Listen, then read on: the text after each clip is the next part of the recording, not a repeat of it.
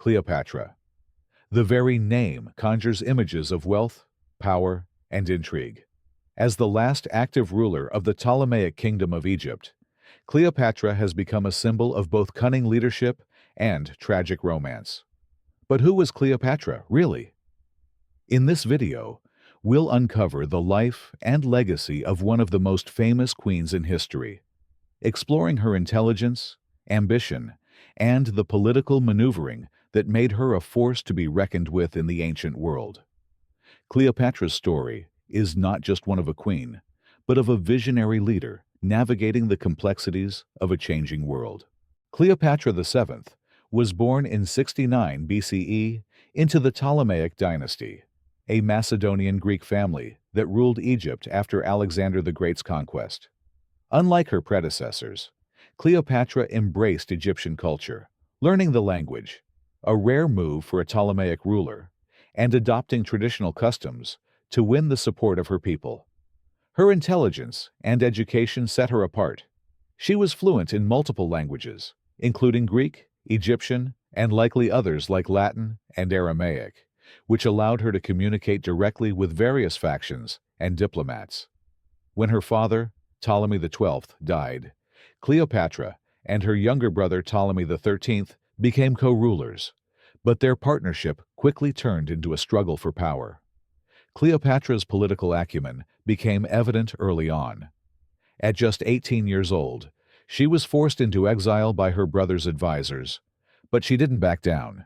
She began to gather allies and resources, biding her time to reclaim the throne. Her return to power came with the arrival of Julius Caesar in Egypt in 48 BCE. Recognizing an opportunity to strengthen her position, Cleopatra orchestrated a dramatic meeting with Caesar by having herself smuggled into his quarters, famously wrapped in a carpet.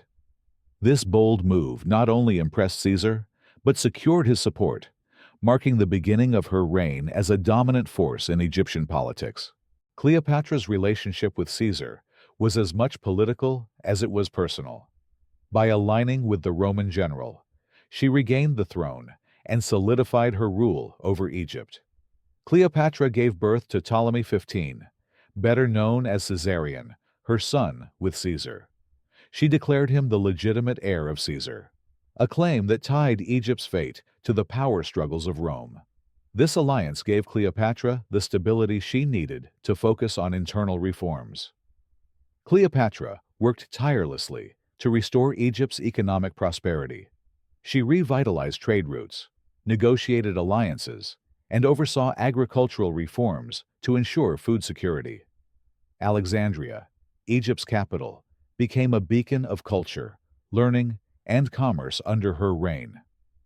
The Library of Alexandria, one of the ancient world's greatest repositories of knowledge, flourished during this time, attracting scholars and thinkers from across the Mediterranean.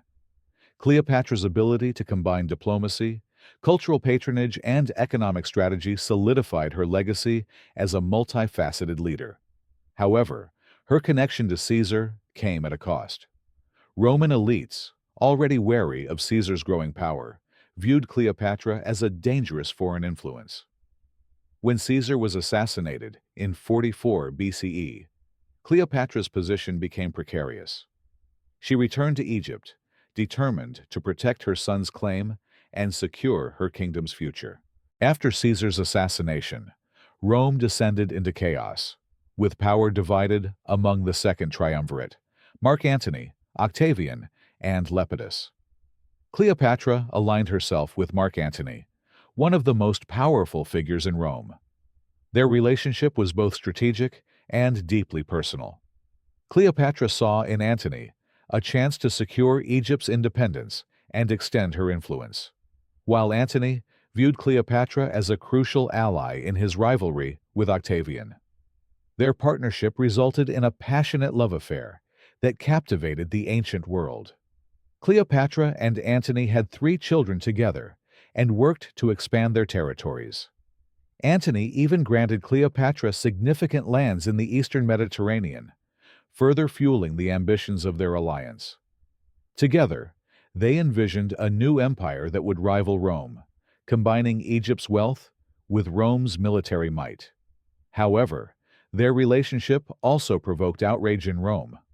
Octavian used their union as propaganda, portraying Antony as a traitor to Rome who had been seduced by a foreign queen.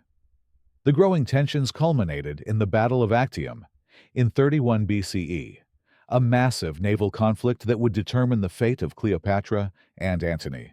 The Battle of Actium was a disaster for Cleopatra and Antony. Octavian's forces decisively defeated their fleet, forcing them to retreat to Egypt. With their power crumbling, Antony and Cleopatra faced an inevitable end. Antony, hearing false reports of Cleopatra's death, took his own life. Cleopatra, determined not to be paraded through Rome as a prisoner, chose to end her life as well. According to legend, she allowed a venomous asp to bite her, though historians debate the exact method of her death. Her demise in 30 BCE marked the end of the Ptolemaic dynasty and the beginning of Roman rule in Egypt. Despite her tragic end, Cleopatra's story did not fade into obscurity. She became a symbol of resistance, ambition, and the complex interplay of love and politics. Cleopatra's legacy has endured for over 2 millennia, captivating historians, artists, and filmmakers. She is often remembered as a seductress, but this oversimplifies her achievements. Cleopatra was a linguist, a strategist, and a cultural icon who navigated one of history's most tumultuous periods with remarkable skill. Her reign represents the last great chapter of ancient Egypt's history, bridging the gap between the Hellenistic and Roman eras. Through her intelligence, charisma, and determination, Cleopatra left an indelible mark on the world. She reminds us that history is not just about the events that occur, but the people who shape them. Today, Cleopatra remains a symbol of resilience, a queen who defied the odds and left a legacy that continues to inspire. What do you think of Cleopatra's legacy? Was she a brilliant leader, a political opportunist, or something more? Let us know your thoughts in the comments below. Don't forget to like, subscribe, and hit the bell for more incredible stories from history. Thanks for watching.